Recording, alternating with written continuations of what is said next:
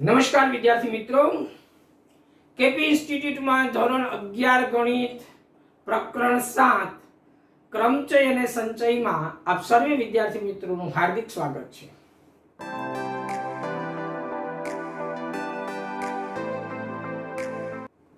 મિત્રો, ગઈકાલના વિડિયોની અંદર આપણે સ્વાધ્યાય 7.1 ના બે દાખલા જોયા હતા. આજે આગળ એક્ઝામ્પલ નંબર 3 અને 4 જોઈએ.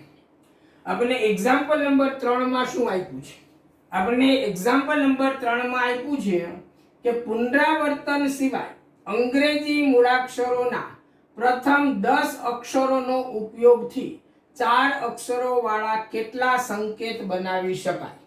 આ સંકેતનો મતલબ તમે પાસવર્ડ એવો પણ કરી શકો. દાખલા તરીકે આપણને 10 પૂર્ણાંકો લેવાના કીધા છે, એટલે આપણે કેટલા લઈશું? A B C D E F G H I અને J સુધી જઈશું. અને આપણે 4 ખાના, જે રીતે આપણે ગઈકાલના વિડિયોની અંદર જોયા હતા એ રીતે, તો આમાંથી 4 ખાના આપણે ભરવાના છે. આ બાજુથી આપણે એકમ દશક સો હજાર એવું નહીં કહી શકીએ, કારણ કે અહીંયા અક્ષરો છે. સંખ્યા હોય તો એવું કહી શકાય. અને આપણે આને પહેલું ખાનું, બીજું, ત્રીજું અને ચોથું, તો પહેલું ખાનું, બીજું ખાનું, ત્રીજું ખાનું, ચોથું ખાનું, તો આમાં પહેલું ખાનું 10 માંથી કેટલા? અહીંયા હું A B C D E F G H I J સુધીમાંથી કોઈ પણ એક અક્ષર મૂકીશ તો 10 રીતે મુકાય. પછી પુનરાવર્તન સિવાય, મતલબ કે એક વખત વપરાયેલો લેટર ફરીથી વાપરવાનો નથી. એટલે આમાં એક વપરાયો, હવે કેટલા વધ્યા આપણી પાસે? 9 વધ્યા. આમાં એક વપરાઈ ગયો, 2 વપરાયા, 10 માંથી 2 વપરાઈ ગયા એટલે 8 વધ્યા. 8 માંથી કોઈ એક લઈએ, પછી 3 વપરાય એટલે 7 વધ્યા. 7 માંથી કોઈ એક લઈએ અને આ બધાનો ગુણાકાર કરીએ, જે આવે એ આપણને જવાબ થયો. કેટલો થશે? તો કે 7 × 56, 56 ગુણ્યા 9 કરીએ, 6 ને 2 54, વધી પડી 5, 9 × 5 = 45 ને 5 50 અને આ 0, તો 5040 સંકેતો બને. 5040 સંકેતો બને. આપણને આટલી ખબર પડી. હવે આ પ્રશ્નને આપણે વ્યવસ્થિત રીતે લખવાનો છે. કઈ રીતે લખીએ એ સમજતા જઈએ. ચાલો મિત્રો, તો આપણે સ્ટેપ બાય સ્ટેપ વ્યવસ્થિત લખવાની સાથે આ દાખલો ગણીએ. આન્સર આપીએ. અહીં અંગ્રેજી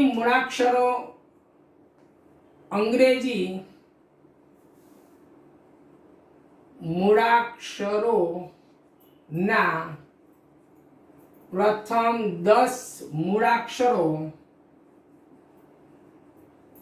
A B C D E F G H I અને J માંથી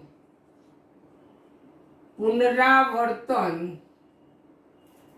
સિવાય 4 અક્ષરો પસંદ કરી સંકેત બનાવવા છે. આ માટે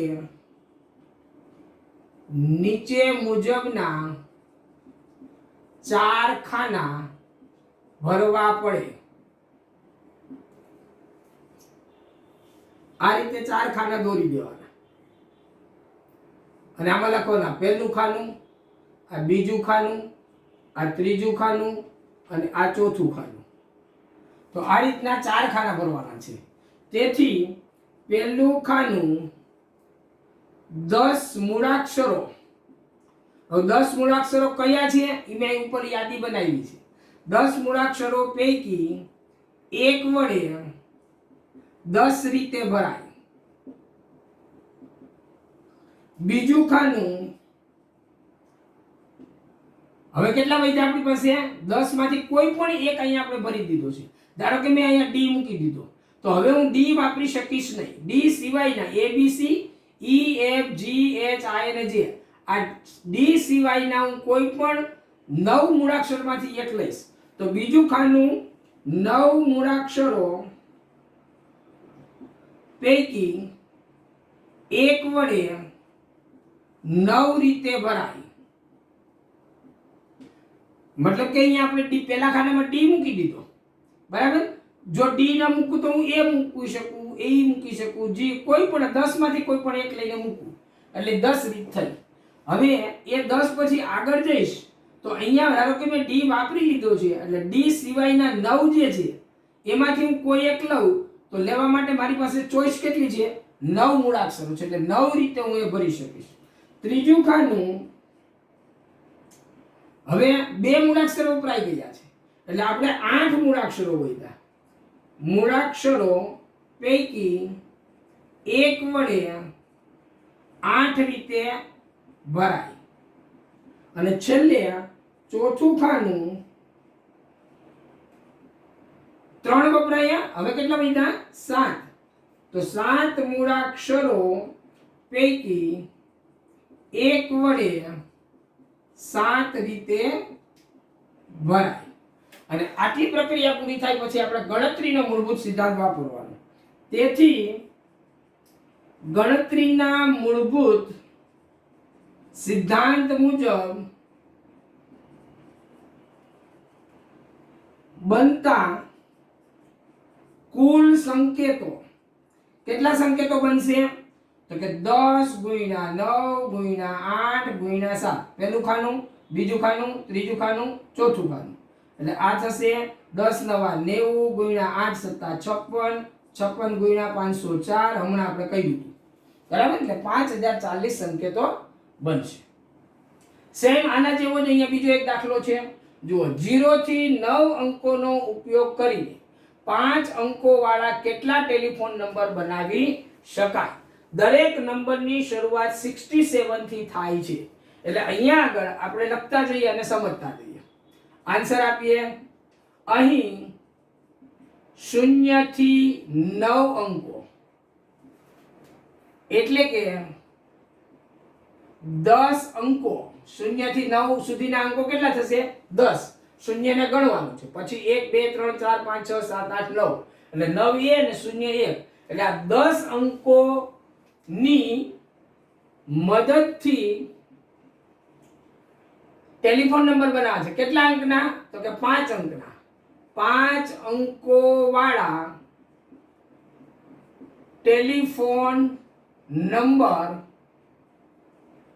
બનાવવા માટે 5 ખાના, હવે અહીંયા 5 ખાના તમારે બનાવવા. આમાં તમે 4 બનાવ્યા ને, અહીંયા તમારે 5 ખાના બનાવવાના છે. આ રીતે લખી દેવાનું. પહેલું ખાનું, બીજું, ત્રીજું, ચોથું અને પાંચમું. આ પહેલું ખાનું, બીજું ખાનું, ત્રીજું ખાનું, ચોથું ખાનું અને પાંચમું ખાનું. તો આ 5 ખાના ભરવાના છે બરાબર. પરંતુ પ્રશ્ન આગળ વાંચો. દરેક નંબરની શરૂઆત 67 થી થાય છે. એટલે નંબરની શરૂઆત આપણે ડાબી બાજુથી જમણી બાજુ બનેલો નંબર વાંચીએ. એટલે કે પાંચમું ખાનું અને ચોથું ખાનું છે એમાં 6 અને 7 આ ફિક્સ થઈ ગયા છે આ બંનેનો. તો આ ખાનામાં 6 કેટલી રીતે પૂરાય? એક જ રીતે પૂરાય. તમે 6 સિવાય બીજું કંઈ ના મૂકી શકો. એટલે એક જ રીતે પાંચમું ખાનું ભરાશે 6 થી, અને ચોથું ખાનું 7 થી એક જ રીતે ભરાશે. અને ત્રીજું ખાનું, બીજું ખાનું અને પહેલું ખાનું ક્રમશઃ આપણને બાકીના નંબરમાંથી આપણે કોઈ પણ નંબર ત્યાં મૂકી શકીશું. તો હવે પાંચમું ખાનું 6 વડે એક જ રીતે ભરાય. એક જ, અહીં આપણે એક લખી, એક રીતે ભરાય. એક રીત એટલે કઈ? તો કે 6 મૂકી દીધું, વાત પૂરી થઈ ગઈ. આપણી એક રીત પૂરી થઈ ગઈ. ચોથું ખાનું એમાં 7 મૂકવાના છે, તો 7 વડે 7 એક જ મૂકવાનો છે. આપણી પાસે બીજો કોઈ ઓપ્શન જ નથી, એટલે એ પણ એક રીતે ભરાશે. ત્રીજું ખાનું તો 6 અને 7 વપરાઈ ગયા છે. પુનરાવર્તન કરવાનું નથી. અહીં આપણે કીધું તથા અંકોનું પુનરાવર્તન થતું નથી. મતલબ કે હવે ત્રીજા ખાનામાં 6 કે 7 નંબર આવી ન શકે. મતલબ આપણી પાસે જે 10 અંકો હતા, 0 થી 0 1 2 3 4 5 6 7 8 9 આટલા નંબર હતા 10. આમાં 6 અને 7 તો વપરાઈ ગયા છે, એનું પુનરાવર્તન નહીં કરી શકીએ. તો આપણી પાસે કેટલા અંકો છે? 1 2 3 4 5 6 7 અને 8 અંકો છે. આ બે તો વપરાઈ ગયા છે બરાબર છે. તો હવે 8 માંથી કોઈ એક વડે, એટલે ત્રીજું ખાનું 8 પૈકી કોઈ એક વડે કેટલી રીતે ભરાય? તો કે તમે 0 મૂકો અહીંયા આગળ ચાલે, 1 મૂકો ચાલે, 2 મૂકો, 3, 4, 5, 8 કે 9 કોઈ પણ મૂકો તો 8 ઓપ્શન છે આપણી પાસે, એટલે 8 રીતે ભરાય. તો ત્રીજું ખાનું 8 પૈકી કોઈ એક વડે 8 રીતે ભરાય. અને ચોથું ખાનું હવે તમને સમજાશે આગળ. પાંચમું, ચોથું, ત્રીજું, બીજું ખાનું. બીજું ખાનું હવે અહીંયા 8 માં જે અંક વપરાઈ ગયો એ એક ઓછો થઈ ગયો, બરાબર? માનો કે તમે 8 માં 0 વાપરી લીધો છે તો 0, 6 અને 7 વાપરી નહીં શકાય. તો હવે આપણી પાસે કેટલા વધ્યા? 7 અંકો વધ્યા. તો 7 પૈકી કોઈ એક વડે 7 રીતે ભરાય. અને પહેલું ખાનું હવે કેટલા વધ્યા? 6 વધ્યા. તો 6 પૈકી કોઈ એક વડે 6 રીતે ભરાય. ટૂંકમાં આપણી પાસે જેટલી વસ્તુ હોય એટલી રીતે એ કામ થઈ શકે. આપણી પાસે 6 અંકો છે તો 6 રીતે ભરાય, 7 અંકો છે તો 7 રીતે ભરાય, 8 અંકો છે તો 8 રીતે ભરાય. 7 એક જ અંક છે, આ 7 ફરજિયાત ત્યાં મૂકવાનો છે એટલે એક જ અંક છે એટલે એક રીતે ભરાય. 6 એક જ અંક છે, આપણી પાસે બીજું કોઈ ઓપ્શન જ નથી, પહેલો આંકડો 6 જ હોવો જોઈએ એટલે એક જ વસ્તુ છે એટલે એક રીતે ભરાય. તેથી ગણતરીના સિદ્ધાંત મુજબ બનતા કુલ ટેલિફોન નંબર બરાબર ઉપરથી મંડો ગુણાકાર કરવા. એક જેટલી રીત હતી એટલા રીતના ગુણાકાર કરો. 1 ગુણ્યા 1 ગુણ્યા 8 ગુણ્યા 7 ગુણ્યા 6 એટલે 8 સત્તા 56 ગુણ્યા 6 6 36 3 વધી 6 પંચા 30 ને 3 33 તો 336 ટેલિફોન નંબર આપણે બનાવી શકીએ, બરાબર? જો આ ખાના ભરવામાં ખાસ ધ્યાન રાખવાની ભૂલ ક્યાં થાય એ તમને કહું. કારણ ધારો કે કોઈ વિદ્યાર્થી આ રીતે ખાના ભરે છે 1 2 3 4 અને 5 1 2 3 4 5. પહેલા ખાનામાં 6 મૂકવાના છે, બીજામાં 7 મૂકવાના છે, 2 વપરાઈ ગયા. હવે એ શું કરશે તો કે 7 અંકો વધ્યા, 2 વપરાઈ ગયા ને 8 અંકો વધ્યા. 8 માંથી કોઈ એક અંક અહીંયા 8 રીતે ભરે, 7 રીતે ભરે અને પછી 6 રીતે ભરે. આ બધાનો ગુણાકાર કરી નાખે એટલે જવાબ આવે એનો ખોટો. શા માટે જવાબ ખોટો આવે? કારણ કે પહેલા ખાનામાં એને હાથ રીતે નથી ભરાતું, 7 એક જ મુકાય, રીત તો એની એક જ છે, આ રીત છે બધી. અને અહીંયા તમે અંક પોતે મૂકી દીધો છે, અહીંયા 6 મૂકી દીધો એટલે 6 સત્તા 42, 6 સત્તા 42, 42 ગુણ્યા 8 કરવા જશો જવાબ તમારો ખોટો આવશે. એટલે ખાસ કાળજી રાખજો આવી રીતે ગણતી વખતે ગુણાકાર કોનો કરવાનો? જે રીત ભરાય છે, જે ખાના ભરવાની રીત છે ને એ રીતનો ગુણાકાર કરવાનો છે. ગણતરીનો મૂળભૂત સિદ્ધાંત યાદ કરો. પ્રથમ ક્રિયા એમ રીતે થાય, એમ રીત, બીજી ક્રિયા એન રીતે થાય. તો બંને ક્રિયા ક્રમમાં એક સાથે કરવાના પ્રકારોની સંખ્યા mn છે એટલે રીતનો ગુણાકાર છે. કેટલી રીતે થાય છે એ રીતનો ગુણાકાર કરવાનો. એટલે આ ખાસ કાળજી રાખવાની, નહીં તો જવાબ ખોટો આવશે જો બરાબર કન્ટેન્ટ સમજાશે નહીં તો. ઓકે, તો આ રીતે આપણે ત્રીજો અને ચોથો દાખલો જોયો. ચાલો મિત્રો આપણે જોઈએ એક્ઝામ્પલ નંબર 5. એક સિક્કો 3 વખત ઉછાળવામાં આવે છે.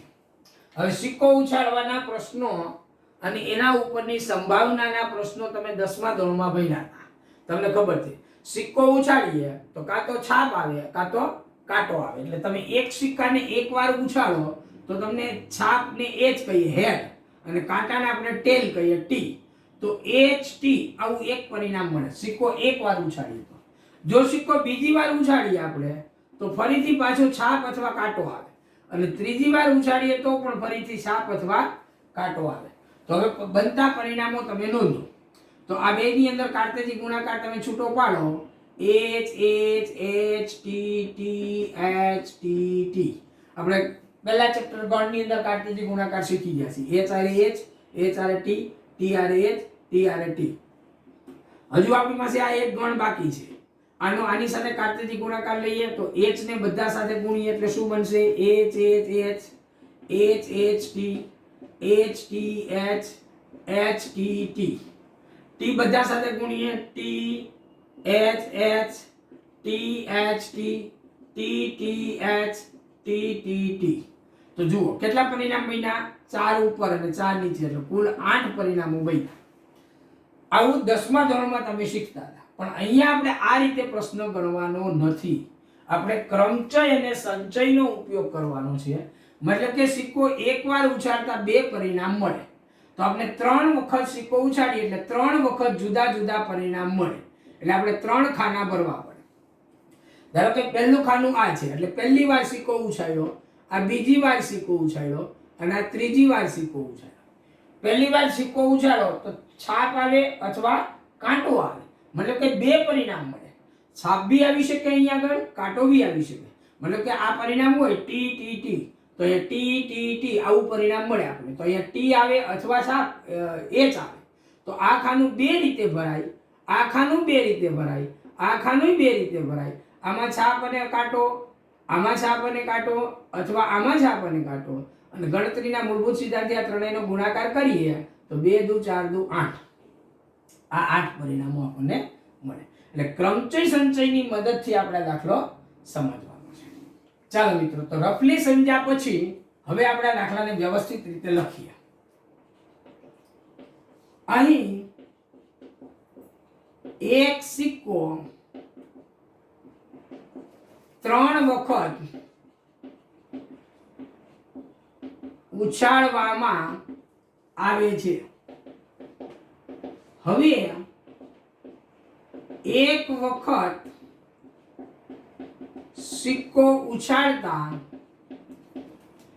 2 પરિણામ છાપ, એને કૌંસમાં લખવાનું H, અથવા કાંટો, પરિણામ લખવાનું T આવે. સિક્કો એક વખત ઉછાળતા 2 પરિણામ છાપ અથવા કાંટો આવે. તેથી સિક્કો 3 વખત ઉછાળતા મળતા પરિણામો નીચે આપેલા કોષ્ટક પ્રમાણે મળે. અને અહીં કોષ્ટક બનાવી દેવાનું આ રીતનું. પહેલી વાર મળતું પરિણામ, બીજી વાર મળતું પરિણામ, અથવા પહેલી વાર અહીંયા લખો તો અહીંયા લખવાનું ત્રીજી વાર. ક્રમશઃ આમ આપણે વાંચીએ ને, પહેલી વાર મળતું પરિણામ, પહેલી વાર મળતું પરિણામ છાપ અથવા કાંટો આમાં, બીજી વાર છાપ અથવા કાંટો આમાં, ત્રીજી વાર છાપ અથવા કાંટો આમાં. તો આમ દરેક વખતે 2 પરિણામ મળતા હોવાથી ગણતરીના મૂળભૂત સિદ્ધાંત મુજબ કુલ પરિણામો 2 ગુણ્યા 2 ગુણ્યા 2 બરાબર 8 મળે. આ રીતે આપણે વ્યવસ્થિત લખવાનું. પરીક્ષામાં પ્રશ્ન પૂછાયા હોય તો આવી રીતે વર્ણન સાથે લખવું પડે. અને આ વર્ણન કરતા તમને ત્યારે જ આવડે તમે મેક્સિમમ પ્રેક્ટિસ કરી હોય તો જ. એકવાર વાંચી દેવાથી ન આવડે, વારંવાર થોડા થોડા દિવસે પ્રેક્ટિસ કરતી રહેવી પડે. ચાલો આ બાજુ પ્રશ્ન જોઈએ. શું કીધું છે આપણને? ભિન્ન રંગોના 5 ધ્વજ આપેલા છે. પ્રશ્નને આપણે સમજી લે. આ એક ધ્વજ છે, ધારો કે લીલા રંગનો છે. અહીંયા આપણે બીજો ધ્વજ લઈએ પીળા રંગનો. અહીંયા એક આપણે પાછો ધ્વજ લઈએ સફેદ. અહીંયા હજુ એક આપણે ધ્વજ લઈએ ભૂરા રંગનો. અને અહીંયા એક હજુ ધ્વજ લઈ લઈએ આપણે કાળા રંગનો. તો જુદા જુદા 5 રંગના ધ્વજ છે આપણી પાસે. બરાબર? આપણે શું કીધું છે? એકની નીચે બીજો, એક ધ્વજની નીચે બીજો ધ્વજ આવે. એટલે ધારો કે આ એક ધ્વજ છે, એની જ નીચે બીજો ધ્વજ આમ આવવો જોઈએ. 2 ધ્વજને ઉપર નીચે આમ નીચે ગોઠવવાના. આ ધ્વજને ઉપાડીને નીચે ઉપર. તો અહીંયા કોઈ પણ એક આ 5 માંથી લીલો હોઈ શકે, આ પીળો હોઈ શકે, કોઈ પણ હોઈ શકે. અને એ જે ધ્વજ આવ્યો એની નીચે બીજો એક ધ્વજ મૂકવાનો છે. જો અહીંયા લીલો ધ્વજ લીધો હોય તો પછી અહીંયા આપણે સફેદ ધ્વજ લઈ શકીએ, ભૂરો ધ્વજ લઈ શકીએ. તો આ રીતે કોઈ પણ આમાં ઓપ્શનો આવે, તમારે એવો ધ્વજ બનાવવાનો છે કે ઉપર જે ધ્વજ છે એ સિવાયનો બીજો એક ધ્વજ આમાંનો કોઈ એક હોય. તો આવા કુલ કેટલા ધ્વજના સંકેતો બનાવી શકાય? આ એક સંકેત છે. આમ ગાડી આવતી હોય ને ધ્વજ ઊંચો કરે, અથવા તો આર્મી વાળાને આમ કોઈક આદેશ આપવાનો હોય ત્યારે ધ્વજ ફરકાવે, એ રીતે આવા સાંકેતિક ધ્વજો બનાવવા છે. તો કેટલા ધ્વજ બનશે એ આપણે જોવાનું છે. તો બહુ સિમ્પલ છે. આના જેવું જ આપણે બે ખાના બનાવી દઈએ. અહીંયા પેલો ઉપરનો ધ્વજ, અહીં નીચેનો ધ્વજ. આમાં લખીએ ઉપરનો ધ્વજ, અહીં લખીએ નીચેનો ધ્વજ.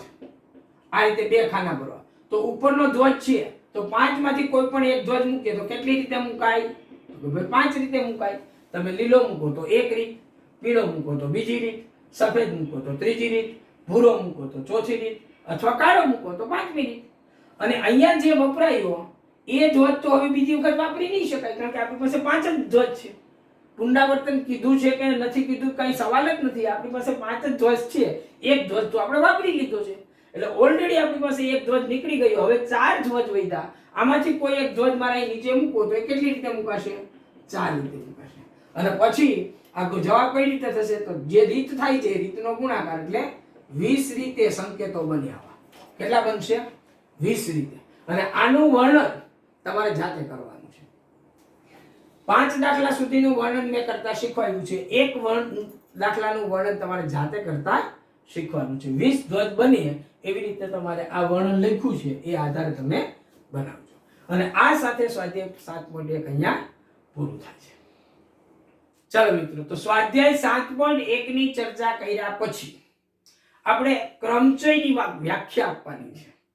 7.1 માં આપણે શું ભણ્યા? ગણતરીનો મૂળભૂત સિદ્ધાંત.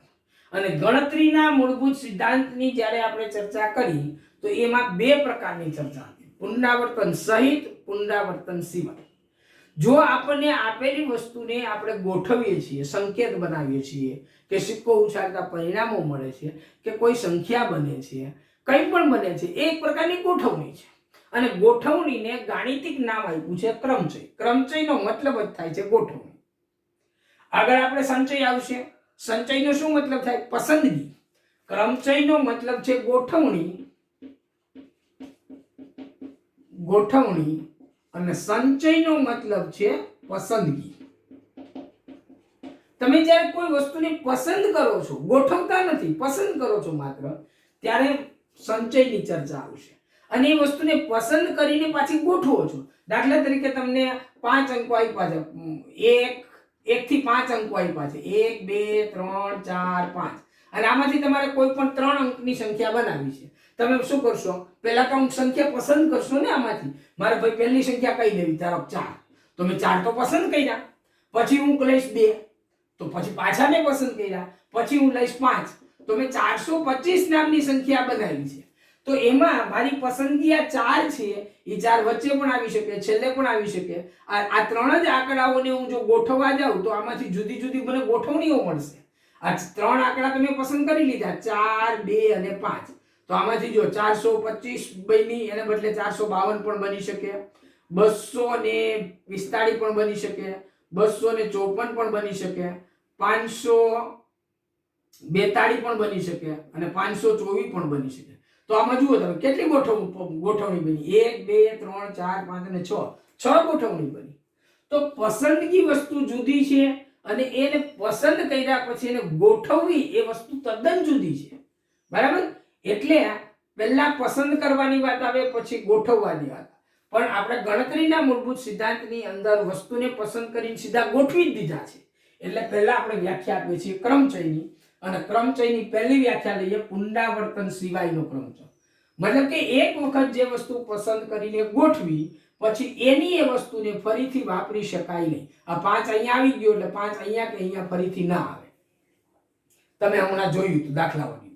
તો પુનરાવર્તન સિવાયનો ક્રમચય, એની આપણે વ્યાખ્યા આપવાની છે.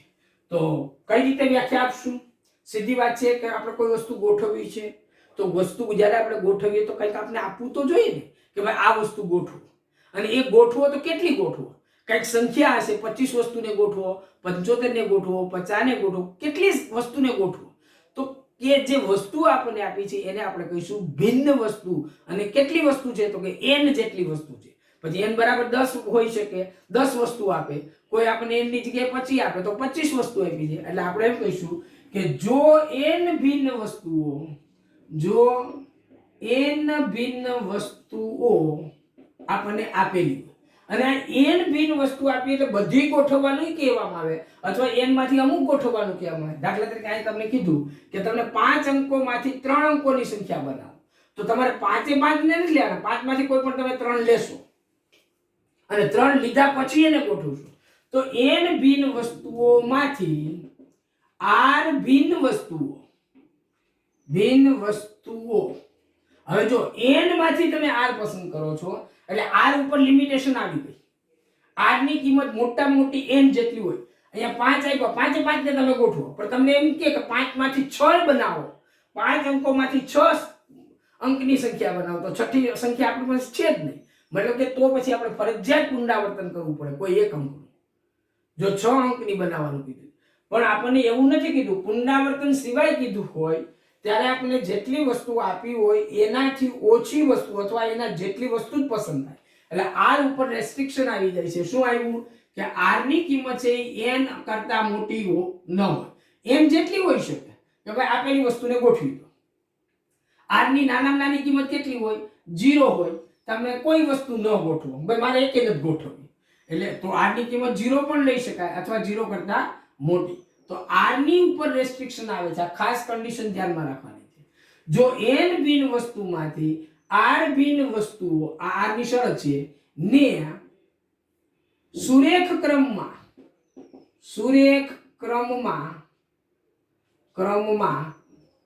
પુનરાવર્તન કર્યા સિવાય, આપણે પુનરાવર્તન કરવાનું નથી, અહીં ઉપર લખ્યું છે પુનરાવર્તન કર્યા સિવાય ગોઠવતા મળતી પ્રત્યેક ગોઠવણી ને ક્રમચય કહેવાય છે. તો તમને સ્પષ્ટ ખ્યાલ આવી ગયો કે ક્રમચય મતલબ એક પ્રકારની ગોઠવણી છે. જેટલી જેટલી ગોઠવણીઓ થશે એ બધી જ ગોઠવણીને ક્રમચય કહેવાય.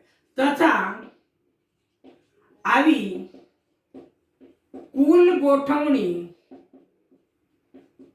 ની સંખ્યા કેટલી મળશે આપણને?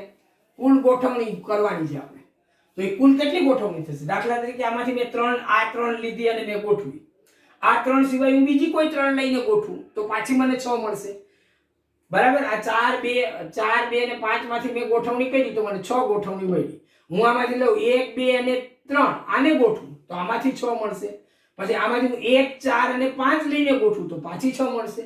તો આવી તો જુદી જુદી ગોઠવણીઓ મળ્યા જ કરશે. તો આવી ગોઠવણીમાં આમાંથી 6 + 6 + 6 આવી કુલ ગોઠવણી કેટલી થશે? તો એવી કુલ ગોઠવણીને સંખ્યા કેટલી થશે? તો કે NPR કહેવાય. n વસ્તુઓમાંથી r વસ્તુઓને સુરેખ ક્રમમાં, સુરેખ ક્રમ એટલે સીધી લીટીમાં ગોઠવતા મળતી પ્રત્યેક ગોઠવણીને ક્રમચય કહેવાય અને આવી કુલ ક્રમચયની સંખ્યાને NPR કહેવાય. હવે ગણશું આપણે કેટલી થશે, બરાબર? ત્યારે આપણને ખ્યાલ આવશે. તો આ NPR ની વ્યાખ્યા થઈ. ચાલો આપણે NPR ની વ્યાખ્યા આપી, બરાબર? હવે આપણે આ NPR બરાબર કેટલા ગણવા, કઈ રીતે ગણવા અને એમાં ગણતરીનો મૂળભૂત સિદ્ધાંત કઈ રીતે વાપરવો એ કરવા જઈશું એટલે NPR નું સૂત્ર મળશે ગણવા માટે. તો અહીંયા આપણે ટાઇટલ આપીએ NPR નું સૂત્ર. NPR નું સૂત્ર કયું બનશે? ચાલો, તો NPR નું સૂત્ર બનાવવા માટે હું વર્ણન નથી કરાવતો, માત્ર તમને સમજૂતી આપું છું, બરાબર? n વસ્તુઓમાંથી r વસ્તુઓ આપણે ગોઠવવાની છે. n ભિન્ન વસ્તુમાંથી r ભિન્ન વસ્તુઓને સુરેખ ક્રમમાં ગોઠવવી છે, પુનરાવર્તન કરવાનું નથી. r વસ્તુઓ r ગોઠવવી છે એટલે આપણી પાસે r ખાના હોવા જોઈએ. તો અહીંયા હું r ખાના લઈ લઉં અને અહીંયા હું કહીશ પહેલું ખાનું, અથવા આ બાજુથી હું કહું પહેલું ખાનું. આ પહેલું ખાનું, આ બીજું ખાનું, આ ત્રીજું ખાનું, આ ચોથું ખાનું, આમ કરતા કરતા વચ્ચે કોઈક આવશે ખાનું અને છેલ્લે આવશે આ આરમું ખાનું. આરમું ખાનું, છેલ્લું ખાનું આરમું. બરાબર, પહેલું ખાનું, બીજું ખાનું, ત્રીજું ખાનું, આમ ચાલતા જઈએ અને આરમું ખાનું. દાખલા તરીકે n બરાબર આપણે 50 આપ્યા છે અને r બરાબર આપણે એમ કીધું છે કે 30 વસ્તુઓને ગોઠવો. 50 વસ્તુઓ આપેલી છે, એમાંથી 30 વસ્તુ પસંદ કરો, ગમે તે તમને મજા આવે તે, અને એ 30 વસ્તુને સુરેખ ક્રમમાં ગોઠવો. તો 30 વસ્તુને ગોઠવવા આપણે 30 ખાના જોઈશે, એમાં ગોઠવશું. તો પહેલું ખાનું આપણે કેટલી રીતે ભરશું કે આપણે 30 વસ્તુ આપી, 30 વસ્તુ લેવાની છે આ 50 માંથી. પહેલા હું 50 માંથી એક પસંદ કરીને અહીં ગોઠવીશ, તો એ કેટલી રીત થશે? 50 રીત. પછી હવે મારી પાસે કેટલી વસ્તુ વધી? 49, કારણ કે એક તો મેં મૂકી દીધી, કોઈ પણ એક વસ્તુ. 49 માંથી હું કોઈ એક લઈશ, અહીંયા મૂકીશ. હવે બે વસ્તુ વપરાઈ ગઈ, આમાંથી બે ઓછી થઈ, હવે 48 રીતે ભરાય. અને આમ કરતા કરતા છેલ્લું ખાનું મારે ભરવાનું છે. તો છેલ્લા ખાનામાં મારી પાસે તો 30 જ વસ્તુ લેવી છે, તો અહીંયા 20 વધશે. બરાબર, એટલે અહીંયા એક છેલ્લી જે કિંમત આવશે એ કઈ આવશે? મારી પાસે આ રીતે હું ગણતા ગણતા જઈશ એટલે અહીંયા આવશે 21મી રીતે ભરાશે. કારણ કે બસ છેલ્લે મારી પાસે 20 સંખ્યા બચવાની છે, 20 વધશે. એટલે અહીંયા મારે 21મી રીતે આ ખાનું ભરાશે. પછી ગણતરીના મૂળભૂત સિદ્ધાંત આ બધાનો કરીશ ગુણાકાર. તો બસ આ જ સિદ્ધાંતથી આપણે n વસ્તુ લેવાની છે. એટલે હવે અહીંયા આગળ આ બધું હું કાઢી નાખીશ અને એને બદલે હું અહીંયા શું કરીશ કે પહેલું ખાનું મારે n માંથી કોઈ એક વસ્તુ પસંદ કરીશ એટલે n રીતે ભરાય. હવે મારી પાસે કેટલી વસ્તુ બચી? તો કે n માંથી એક તો નીકળી ગઈ, એટલે મારી પાસે n-1 વસ્તુ બચી. એટલે બીજું ખાનું n-1 રીતે ભરી શકીશ. ત્રીજું ખાનું હવે બે વપરાઈ ગઈ, એટલે ત્રીજા ખાનું અહીંયા મારે n-2 રીતે ભરાશે, આ n-3 રીતે ભરાશે અને આમ ચાલતું જઈશ. છેલ્લું ખાનું કેટલી રીતે ભરાશે આ સમજવું બહુ મહત્વનું છે. જુઓ શું કરીએ છીએ. પહેલું ખાનું આપણે n રીતે ભર્યું, બીજું ખાનું અહીંયા ઉપર બગડો છે, બીજું ખાનું n-1 રીતે ભર્યું, ત્રીજું ખાનું n-2 રીતે ભર્યું, ચોથું ખાનું આપણે ભર્યું n-3 રીતે, આરમું ખાનું અહીંયા કેટલી રીતે ભરાશે? મોટા ભાગના વિદ્યાર્થીઓ એવું કહે છે કે n-r રીતે ભરાશે, આ રીતે ભરાશે. આ તદ્દન ખોટી વાત છે, આ રીતે ના ભરાય. હમણાં પણ તમે જુઓ 50 માંથી તમે 30 વસ્તુ ભરશો તો તમારે તમે એમ કહેશો 20 રીતે ભરાય. 20 રીતે નથી ભરાતું, 21મી રીતે ભરાય. એટલે 20 વત્તા 1 તમારે ઉમેરવું પડે છે. એવું જ અહીંયા થશે. તમે જુઓ પહેલું ખાનું માન લખું n- પહેલું ખાનું મારે ભરવું છે -1, n-1. આ પહેલું ખાનું 1 - 1 એટલે 0. પહેલું ખાનું ભર્યું. હવે બીજું ખાનું ભરું છું n-2 -1. આ બે નંબર જે છે એ ખાના નંબર છે, હું એક ઓછું કરું છું. 2 - 1 એટલે 1, તો n-1 અહીંયા મને મળે છે. ત્રીજું ખાનું મારે લેવું છે ત્રીજું ખાનું -1, 3 - 1 એટલે 2, n-2 રીતે ભરાય છે. આ ખાનું કેટલી રીતે ભરાશે? n- ચોથું ખાનું -1, તો 4 - 1 એટલે 3, તો n-3 રીતે ભરાશે. તો આ ખાનું કેટલી રીતે ભરાશે? તો n-rમું ખાનું -1, એટલે કે n-r વત્તા 1. મેં તમને કીધું ને કે તમે સીધી બાદબાકી કરશો n-r તો નહીં ચાલે. 50 માંથી 30 બાદ કરો તો 20 રીતે નહીં, પણ 20 વત્તા 1 એટલે 21મી રીતે છેલ્લું ખાનું ભરાશે. તો આ છેલ્લું ખાનું આપણે અહીંયા જે ભરાશે, હવે આ છેલ્લું આરમું ખાનું n-r+1 રીતે ભરાશે. બરાબર, અને આ બધાની હવે જરૂર નથી, આપણે સમજાઈ ગયું. પહેલું ખાનું માં n રીતે ભરાય, બીજું ખાનું n-1 રીતે, ત્રીજું ખાનું n-2 રીતે, ચોથું ખાનું n-3 રીતે, આરમું ખાનું n-r વત્તા 1 રીતે ભરાય. તેથી ગણતરીના મૂળભૂત સિદ્ધાંત મુજબ આ બધી ક્રિયા એક સાથે કરીએ તો કેટલી બનશે? તો એ તો NPR જેટલી બને છે. એટલે કે NPR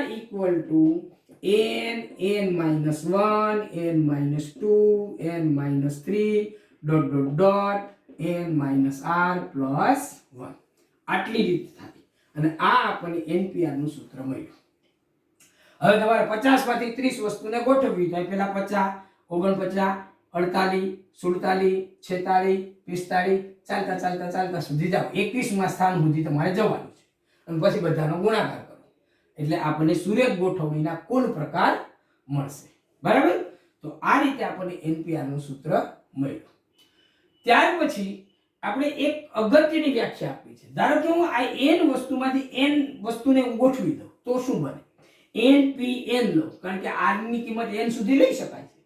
તો NPN ને ક્રમ ગુણિત n કહેવામાં આવે છે. શા માટે કહેવાય એનું કારણ આપણે હમણાં સમજીએ. ચાલો, ક્રમ ગુણિત n ની વ્યાખ્યા આપવી છે મારે. બરાબર? તો હું અહીંયા NPR ને બદલે હું n વસ્તુને ગોઠવી દઉં. આપેલી તમામ વસ્તુને ગોઠવું. n વસ્તુ આપી તો n ગોઠવું, 5 આપી તો 5 ગોઠવું, 10 આપી તો 10 ગોઠવું. તો એને શું કહેવાય?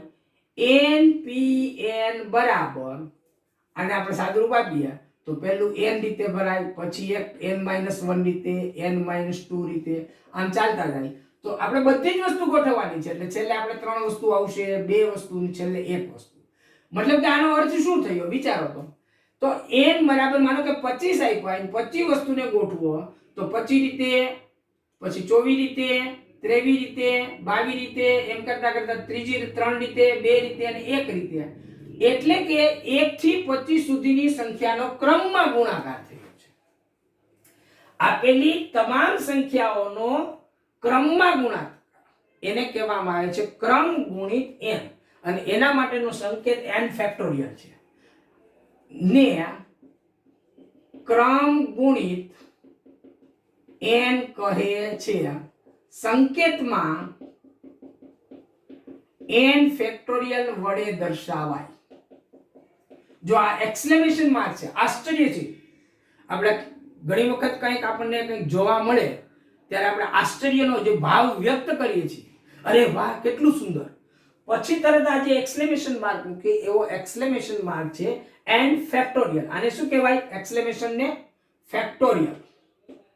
ફેક્ટોરિયલ આ રીતે આને વાંચવાનું, n ફેક્ટોરિયલ. અને એ n ફેક્ટોરિયલ કોણ છે? તો કે આપણો NPN છે. તેથી n factorial equal to NPN આ પણ કહી શકાય. એક અગત્યનું સૂત્ર. અને હવે જો આપણે n ફેક્ટોરિયલ ની વ્યાખ્યા લખીએ તો આને લખાય n-1, n-2, n-3 ... 3 2 1 એટલે સુધી લખાય. પણ તમને એવું કીધું હોત કે ભાઈ આ n ફેક્ટોરિયલ તમે લખો તો બરાબર, પણ તમારે માત્ર r વસ્તુ સુધી જ જવું છે, આટલે સુધી. તો આના પછી તમે જો અહીંથી આગળ જાય 1 ઘટ્યા, અહીંથી આગળ ગયા પાછા 1 ઘટ્યા, અહીંથી આગળ ગયા પાછા 1 ઘટ્યા, જેમ જેમ તમે આગળ જશો એમ ઘટશો. અને આ r ની કિંમત n કરતા નાની છે એટલે હજુ તમે આગળ જશો તો પાછું 1 ઘટશે, એટલે અહીંથી 1 ઘટશે એટલે શું આવશે? n - r. પછી પાછું 1 ઘટશે એટલે n - r - 1. તો આ જ પરિણામને હું આ રીતે લખી શકું, n-1, n-2 ... n - r + 1,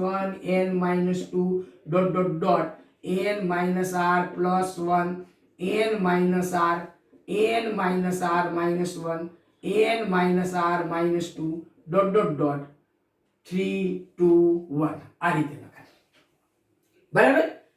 અને આ n ની જગ્યાએ જો હું n - r ફેક્ટોરિયલ લખું, n - r ફેક્ટોરિયલ, તો આ કેટલું થાય? તો આ જેમ બન્યું એ રીતે આ બનશે. આને 1 સુધી ગુણાકારમાં તમારે ક્રમમાં ઘટાડતું જવાનું છે. n - r, આમાંથી પાછો 1 ઓછો કરો, આમાંથી પાછું 1 ઓછું કરો, n - r - 2, આમ ઘટતા ઘટતા 3 2 અને 1 આવું પરિણામ. અને હવે આ n ફેક્ટોરિયલ અને આ n - r ફેક્ટોરિયલ બેનો ભાગાકાર કરો તો શું બને? તેથી n ફેક્ટોરિયલ છેદમાં n - r ફેક્ટોરિયલ બરાબર, અંશને આખો લખો તમે, આ છેદમાં આ લખો, તો આ બેનો ભાગાકાર કરશો તો n - r, n - r - 1, n - r - 2, 3 2 1, અને ઉપરનામાં જુઓ n - r - 1, n - r - 2 ... 3 2 1. તો આ બંને અંશ અને છેદમાં સમાન આવે છે એટલે કેન્સલ થઈ જાય. તો અંશમાં કેટલું વધશે? તો કે n - r + 1 સુધીનું વધશે. n - r થી નીચેનું બધું કેન્સલ થઈ જશે. એટલે આ શું વધશે? n - 1, n - 2 ... n - r + 1 આટલું વધશે. અને આ શું છે? આ ધ્યાનથી જુઓ આ બાજુ. આ શું છે આપણું? આટલું છે. એટલે કે આના બરાબર તો NPR લખાય. આના બરાબર શું લખાય? NPR લખાય. તેથી આપણને NPR નું સૂત્ર કયું મળ્યું? તો કે n ફેક્ટોરિયલ છેદમાં આ n અને r ની બાદબાકીનો factorial n minus r factorial. તો આ આપણને NPR નું બીજું સૂત્ર મળ્યું. પહેલું એક સૂત્ર આ મળ્યું, બીજું એક સૂત્ર આપણને આ મળ્યું. ઓકે. અને આટલી ચર્ચા પછી એક ખૂબ જ અગત્યની ચર્ચા મારે કરવી છે કે અહીંયા તમને કોઈ પણ સંખ્યા આપી હોય n ફેક્ટોરિયલ, તો એમાંથી તમારે જુદી જુદી સંખ્યાના ફેક્ટોરિયલ કેવી રીતે ગણવા એની થોડી ચર્ચા આપણે કરીએ, પછી આપણે સ્વાધ્યાય 7.2 ના દાખલા જોઈશું. ચાલો મિત્રો, તો આપણે n ફેક્ટોરિયલ ની હમણાં જે વ્યાખ્યા આપી કે n ફેક્ટોરિયલ મતલબ ક્રમ ગુણિત n, n થી ઘટાડતા ઘટાડતા એક એક ઘટાડતા એક સુધીનો ગુણાકાર n, n-1, n-2, n-3 ઘટતા ઘટતા ગયા 3 2 1. હવે ધારો કે અહીંયા n ફેક્ટોરિયલ જગ્યાએ મારે 5 ફેક્ટોરિયલ લખવા હોય, તો આનો મતલબ શું થશે? તો કે અહીંયા n ની જગ્યાએ 5 છે, તો પહેલા 5 તો લખવાના જ, પછી 1 ઓછું 4, પછી 1 ઓછું 3, પછી 1 ઓછું 2, પછી 1 ઓછું 1 સુધી આવવાનું. અને આ ગુણાકાર કેટલો થાય? તો કે 3 દુ 6, 6 પંચા 30 અને 30 ગુણ્યા 4 એટલે 120. આ થશે. માનો કે આપણે 4 ફેક્ટોરિયલ કીધું હોત તો આ કેટલું થાત? તો કે 4 ગુણ્યા 3 ગુણ્યા 2 ગુણ્યા 1 એટલે 4 તેરી 12 દુ 24 થાય. જો કેટલું બધું ઘટી ગયું. 3 ફેક્ટોરિયલ કીધું એ કેટલું થાય? તો કે 3 ગુણ્યા 2 ગુણ્યા 1 એટલે 3 દુ 6 એકા 6. 2 ફેક્ટોરિયલ કીધું એ કેટલું થાય? તો કે 2 ગુણ્યા 1 એટલે 2 એકા 2. 1 ફેક્ટોરિયલ કીધું એ કેટલું થાય? તો કે 1. સિમ્પલ. તો તમે જુઓ ક્રમશઃ જેમ જેમ આપણે ઉપરથી મેં લીધું છે, હવે તમારે 6 ફેક્ટોરિયલ મેળવવું હોય તો મેળવી શકાય, તો 6 થી શરૂ કરીને 1 સુધી ઘટાડવાનું. 7 ફેક્ટોરિયલ કીધું હોય તો 7 થી શરૂ કરીને 1 સુધી જવાનું. તો ક્રમશઃ ઘટતું જવાનું. પણ મહત્વનો પ્રશ્ન મિત્રો હવે આવે છે કે 0 ફેક્ટોરિયલ કેટલું થાય? એક ઘટાડું છું, 0 ફેક્ટોરિયલ કેટલું થાય? ચોપડીની અંદર તો વ્યાખ્યા આપી દીધી છે કે 0 ફેક્ટોરિયલ એટલે આટલા, 0 ફેક્ટોરિયલ એટલે 1. પણ આ કઈ રીતે 0 ને કેવી રીતે 1 સુધી ઘટાડશું? તો ખૂબ જ સરળતાથી આપણે સમજી શકીએ એવી વસ્તુ છે. જુઓ, અહીંયા જે આ 3 ફેક્ટોરિયલ મેં લખ્યું, આ 2 ફેક્ટોરિયલ, 1 ફેક્ટોરિયલ 1 છે અને 2 ફેક્ટોરિયલ 2 ગુણ્યા 1. આ જે 1 છે એની જગ્યાએ હું 1 ની કિંમત મૂકું તો આને શું લખાય? 2 * 1 ફેક્ટોરિયલ આવું લખાય. બરાબર છે. 3 ફેક્ટોરિયલ છે એમાં 3 પછી 2 * 1 એટલે 2 થાય. 2 * 1 આ 2 * 1 ની કિંમત 2 ફેક્ટોરિયલ છે એટલે હું અહીંયા લખું તો આને લખાય 3 * 2 ફેક્ટોરિયલ આવું લખાય.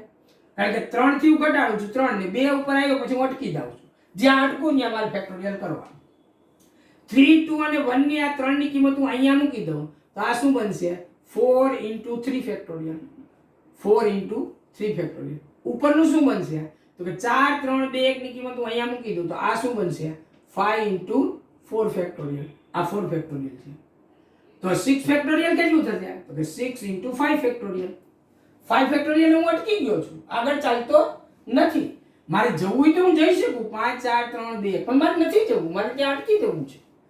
બરાબર છે. કોઈ કામ કરતા કરતા આપણે અધવચ્ચેથી અટકી જઈએ, જ્યાં અટકી જઈએ ત્યાં એક્સેલરેશન માર ફેક્ટોરિયલ. તો આવું કેમ આમાં ન થઈ શકાય? એક જ સ્ટેપ આગળ જઈને હું અટકી જાઉં તો આને હું લખું n factorial = n * n - 1 factorial. હું અટકી ગયો, મારે આગળ ચાલવું નથી હવે. અને આ જે પરિણામ આપણને મળ્યું n factorial = n * n - 1 factorial, આની અંદર જો હું n = 1 મૂકીએ n = 1 આમાં ઉપર, તો અહીંયા આવશે 1 ફેક્ટોરિયલ = 1 * 1 - 1 ફેક્ટોરિયલ. 1 ફેક્ટોરિયલ એટલે કેટલા થાય? આપણે ખબર છે 1 છે, આ છે 1 અને 1 - 1 એટલે 0 ફેક્ટોરિયલ. 0 ફેક્ટોરિયલ ગુણ્યા 1 એટલે 0 ફેક્ટોરિયલ કોઈ સંખ્યા છે અને કોઈ પણ સંખ્યાને 1 વડે ગુણો તો એ સંખ્યા એની જ રહેશે. એટલે તેથી 1 = 0 ફેક્ટોરિયલ. એટલે કે 0 ફેક્ટોરિયલ = 1. આ આપણને સાબિતી મળે. 0 ફેક્ટોરિયલ = 1 શા માટે થાય એ આપણને સાબિતી મળે. અને આટલી ચર્ચા કર્યા પછી મિત્રો સ્વાધ્યાય 7.2 ની અંદર 4 કે 5 જ દાખલા છે, ખૂબ જ સહેલા દાખલા છે, ફટાફટ આપણે જોઈ લઈએ. ચાલો મિત્રો આપણે જોઈએ સ્વાધ્યાય 7.2 ના દાખલાઓ. આપણને 5 દાખલા આપ્યા છે સ્વાધ્યાય 7.2 માં. પહેલા દાખલામાં આપણને 2 દાખલા આપ્યા છે. પેટા કિંમત શોધો 8 ફેક્ટોરિયલ, હમણાં જ આપણે જોયું હતું. બરાબર. આન્સર આપીએ આપણે એક્ઝામ્પલ 1 એનો પેટા દાખલો 8 ફેક્ટોરિયલ શું બનશે 8 ગુણ્યા 7 ગુણ્યા 6 ગુણ્યા 5 ગુણ્યા 4 ગુણ્યા 2 ગુણ્યા 1 એટલે 8 સત્તા 56 6 પંચા 30 4 તેરી 12 દુ 24 એકા 24 56 ગુણ્યા 24 તેરી 72 બરાબર આ ગુણાકાર કરશો એટલે આવશે 40,320 બરાબર બસ આટલું જ ગણવાનું હતું કંઈ કરવાનું નથી બીજો દાખલો જુઓ તમે શું કીધું છે આપણે 4 ફેક્ટોરિયલ માઈનસ 3 ફેક્ટોરિયલ તો આને આપણે 4 ફેક્ટોરિયલ ને લખીએ 4 ગુણ્યા 3 ગુણ્યા 2 ગુણ્યા 1 માઈનસ 3 ગુણ્યા 2 ગુણ્યા 1 આને શું લખાય 4 તેરી 12 દુ 24 માઈનસ 3 દુ 6 24 માંથી 6 જાય કેટલા વધશે 4 ગયા 20 20 માંથી 2 ગયા લડા બરાબર આ દાખલો બીજી રીતે ગણાય જો 3 2 ગુણ્યા 1 3 ગુણ્યા 2 ગુણ્યા 1 આ કોમન લઈ લઈએ એટલે 4 ઓછા 1 વધે અને આ કોમન લઈ લઈએ એટલે આનો મતલબ શું છે 3 ફેક્ટોરિયલ તો બીજી રીતે જો આ ગણવું હોય તો આ રીતે લખાય 4 factorial minus 3 factorial 3 factorial common લઈ લઈએ તો 4 ફેક્ટોરિયલ ને આપણે જોઈએ તો હમણાં 4 ફેક્ટોરિયલ 4 * 3 ફેક્ટોરિયલ લખાય એટલે અહીંથી 4 વધ્યા અહીંથી 1 વધ્યું 4 ફેક્ટોરિયલ ને શું લખાય 4 ગુણ્યા 3 ફેક્ટોરિયલ આ રીતે લખાય હમણાં આપણે આગળ થોડી વાર પહેલા જ જોયું હતું તો આમાં 3 ફેક્ટોરિયલ છે આમાં 3 ફેક્ટોરિયલ કોમન લઈ લઈએ તો અહીં 4 ઓછા 1 3 ફેક્ટોરિયલ 3 ગુણ્યા 2 ગુણ્યા 1 અને 4 માંથી 1 ગયેલા 3 3 તેરી 9 દુ 18 આપણને 18 મળી ગયું બરાબર તો બે માંથી કોઈ પણ રીતે પરીક્ષામાં દાખલો ગણાય જોઈએ મિત્રો એક્ઝામ્પલ નંબર 2 આપણને શું કહે છે શું 3 ફેક્ટોરિયલ વત્તા 4 ફેક્ટોરિયલ બરાબર 3 ને 4 7 ફેક્ટોરિયલ થશે કે નહીં થાય તે નક્કી કરો બરાબર આ બંનેનો સરવાળો બે ફેક્ટોરિયલ તો જો આવું થતું હોય તો આવું આપણને કહેવાનું મન થાય m ફેક્ટોરિયલ વત્તા n ફેક્ટોરિયલ બરાબર m વત્તા n નો સરવાળાનો ફેક્ટોરિયલ આ સાચું છે પરિણામ આપણે ચેક કરવાનું આના દ્વારા તો એક્ઝામ્પલ નંબર 2 એમાં આન્સર આપણે જોઈએ તો ડાબી બાજુ આપણને શું આપ્યું છે 3 ફેક્ટોરિયલ પ્લસ 4 ફેક્ટોરિયલ 4 ફેક્ટોરિયલ ને હમણાં મેં તમને કીધું એ રીતે લખો તો 3 ફેક્ટોરિયલ કોમન નીકળે તો આ શું બનશે 1 + 4 એટલે 3 ફેક્ટોરિયલ ને 3 દુ 6 4 ને 1 5 એટલે આ કેટલું થયું 30 અને જમણી બાજુ તમે જુઓ તો 7 ફેક્ટોરિયલ કેટલું થાય 7 ગુણ્યા 6 ગુણ્યા 5 ગુણ્યા 4 ગુણ્યા 3 ગુણ્યા 2 ગુણ્યા 1 એટલે 6 સત્તા 42 4 તેરી 12 એટલે 7 એમનેમ રહેવા દો 6 પંચા 30 4 તેરી 12 દુ 24 અને આ ગુણાકાર કરો 7 તેરી 21 અને 0 ગુણ્યા 24 અને આ ગુણાકાર કોઈ દી 30 થાય જ નહીં બરાબર તેથી 7 factorial is not equal to 3 factorial plus 4 factorial આ કહી શકાશે નહીં બીજું પરિણામ ખોટું છે તો આ રીતે આપણે બે દાખલા જોયા ચાલો મિત્રો જોઈએ આપણે એક્ઝામ્પલ નંબર 3 કિંમત શોધો આપણે આટલું આપ્યું છે આની કિંમત શોધવાની છે આપણે લખીએ અહીંયા આન્સર એક્ઝામ્પલ નંબર 3 અહીં 8 factorial divide by 6 factorial multiply 2 factorial જો હવે આપણે મેં તમને આગળ વાત કરી હતી કે 8 ને તમે ઘટાડો 8 7 6 હવે અટકી જાવ નથી આપણે આગળ ચાલવું બરાબર આપણી મરજી જ્યાં સુધી જવું ત્યાં સુધી જઈએ 6 ફેક્ટોરિયલ હું અટકી ગયો છેદમાં 6 ફેક્ટોરિયલ ગુણ્યા 2 ફેક્ટોરિયલ તો જુઓ 6 ફેક્ટોરિયલ કેન્સલ થઈ ગયા આ શું બન્યું 8 ગુણ્યા 7 છેદમાં 2 ગુણ્યા 1 એટલે 2 અને આમાંથી એક છેદ ઉડાડો 4 ગુણ્યા 7 એટલે 7 ચોકું 28 ખૂબ જ સહેલાઈથી થાય થોડુંક આપણે આપણી બુદ્ધિનો ઉપયોગ કરવાનો છેક સુધી જ ઘણો જવાનું નથી 6 ફેક્ટોરિયલ છેદમાં છે તો ત્યાં સુધી જઈ અને અટકી જવાનું છે અને એ બે ફેક્ટર કેન્સલ થઈ જાય આ 2 ફેક્ટોરિયલ એટલે 2 થાય અને પછી આમાંથી એક 2 કેન્સલ કરો એટલે એ 4 ગુણ્યા 7 એટલે 28 આ જ રીતે આપણે ચોથો દાખલો જોઈએ આન્સર એક્ઝામ્પલ 4 શું આપ્યું છે આપણને જો 1/6 factorial plus 1/7 factorial equal to x/8 factorial હોય તો x ની કિંમત કેટલી થાય x શોધો તો આને આપણે શું લખીશું જુઓ અહીં 1/6 factorial plus 1/7 factorial equal to x/8 factorial આવું લખ્યું છે હવે આમાં નાનામાં નાની સંખ્યા કઈ છે 6 ફેક્ટોરિયલ તો આને એક સ્ટેપ જઈને અટકી જઈએ, આને બે સ્ટેપ જઈને અટકી જઈએ. તો આ શું બનશે? 1/6 factorial plus 1/7 into 6 factorial equal to x છેદમાં 8 into 7 into 6 ફેક્ટોરિયલ. હવે જુઓ તમે, આ બંનેમાંથી 1/6 ફેક્ટોરિયલ કોમન લઈએ અને સામે જતા રહીએ તો એ બે કેન્સલ થઈ જશે.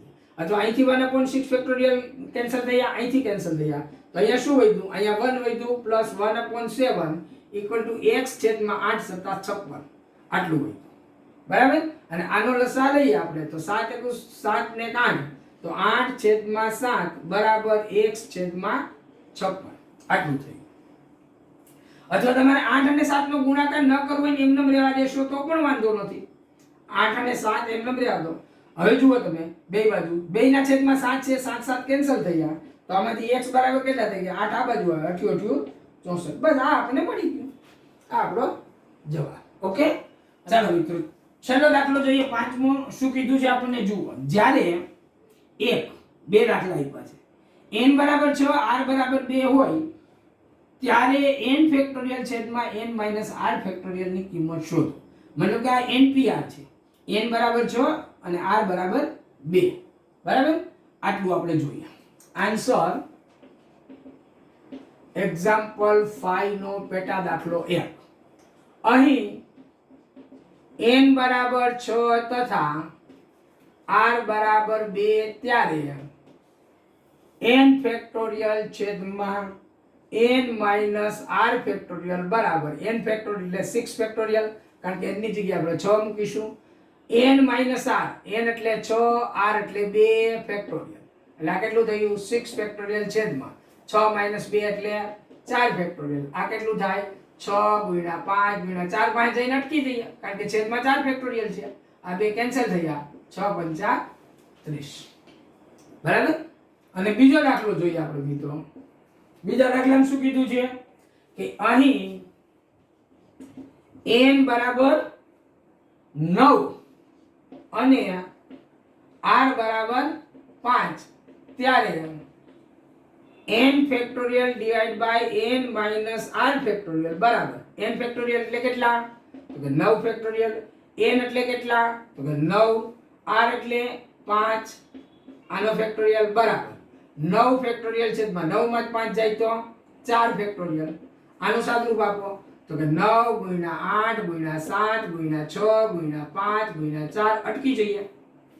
શા માટે અટકવાનું? કારણ કે છેદમાં 4 ફેક્ટોરિયલ આવે, આ બંને કેન્સલ થઈ ગયા. તો આ જે વધ્યું એનો ગુણાકાર કરીએ. 8 9 72 × 7 × 6 × 30, 72 × 7 = 210, અને આ બંનેનો ગુણાકાર કરીએ તો 15 120 આવશે. તો આ રીતે આ દાખલા થશે. બરાબર? બિલકુલ સહેલા દાખલા છે મિત્રો. આ 5 દાખલાની અંદર જો તમને કન્સેપ્ટ ક્લિયર થઈ ગઈ હોય તો દાખલા એકદમ સહેલા છે. બિલકુલ એટલે બિલકુલ સહેલા દાખલા છે. અને આ સાથે સ્વાધ્યાય 7.2 ની ચર્ચા આપણે અહીંયા પૂરી કરી. અપેક્ષા રાખું છું મિત્રો કે આ ચર્ચા તમને ગમી હશે, મજા આવી હશે, રસપ્રદ રહી હશે. તો ચોક્કસ મિત્રો વિડીયો લાઈક કરજો, તમારા સાથી મિત્રોને શેર કરજો, સબસ્ક્રાઇબ કરાવજો, અને જો તમે ચેનલમાં પહેલી વખત હોય તો સબસ્ક્રાઇબ કરવાની સાથે સાથે બેલ આઇકન અચૂક દબાવજો, જેથી કરી જ્યારે બી નવો વિડીયો અપલોડ થાય તમને એનું તરત નોટિફિકેશન મળે, અને નોટિફિકેશન બાદ વિડીયો સમયસર જોઈ અભ્યાસક્રમને રાબેતા મુજબ ચલાવી શકાય. તો આટલી જ ચર્ચાને સાથે અહીંયા વિરામ લઈએ મિત્રો. ખૂબ ખૂબ આભાર. ધન્યવાદ.